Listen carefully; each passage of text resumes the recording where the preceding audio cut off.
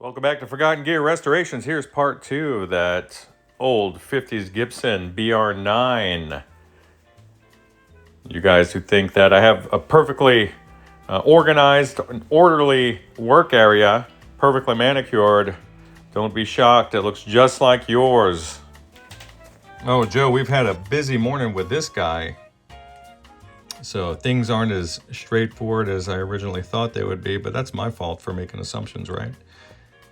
So I'm getting a distorted sound. I'm getting good volume, but I'm getting sort of a strange, a transistory type of distortion, almost like cutoff type distortion. And I noticed this guy, look between pins 3 and 4, you can see a bridge there, this right here, that should not be there. And it's shorting. It's shorting to it. So I'm going to clip that out of the way. This tube, now granted it could be because these are some old test tubes. Well, they're new, but they're old. They're new old stock. This one has 20 less plate volts than its counterpart on the other side of the chassis. So I'm going to get this guy out of the way. Joe, it's got to go without saying that nothing's perfect in life, and that's where I am right now with this. So while some of the resistors tested in spec, while in living conditions under load, some of them were being quite naughty around the input, creating a starvation, a bias starve type of tone. Turns out, I believe your original mismatched 6v6s are still okay.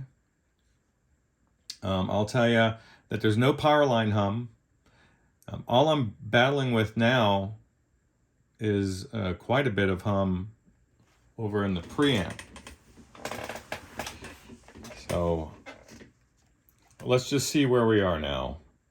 I've got her biased around 68% max plate dissipation with the current tube set, that is.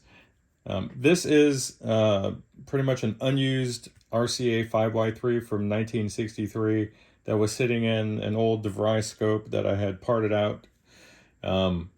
This is your original 6SL7, or rather 6SJ7, pardon me. And again, your original accompaniment of mismatched old 6v6s. So let's see where we are right now. Kind of nothing there, but now also keep in mind that I don't have a grounded power cord installed yet. But after resolving the issue with the preamp screen and plate load resistors, just keep in mind, well, this problem was non-existent, but now it's quite pervasive. So here's a guitar cranked up. Here's some, you're just going to have to ignore this for now, but I just need to show this to you.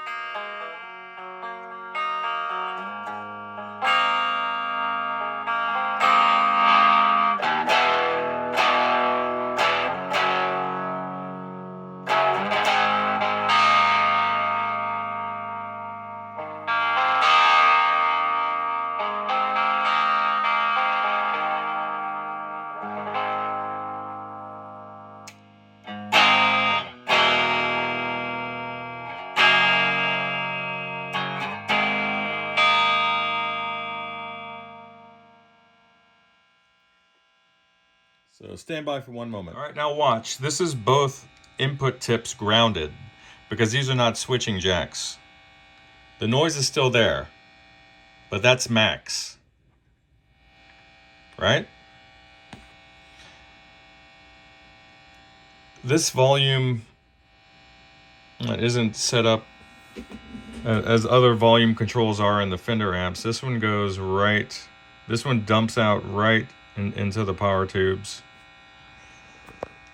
Watch. I'll take this off. Then, but even with the tips grounded, you're still getting some of that noise. So,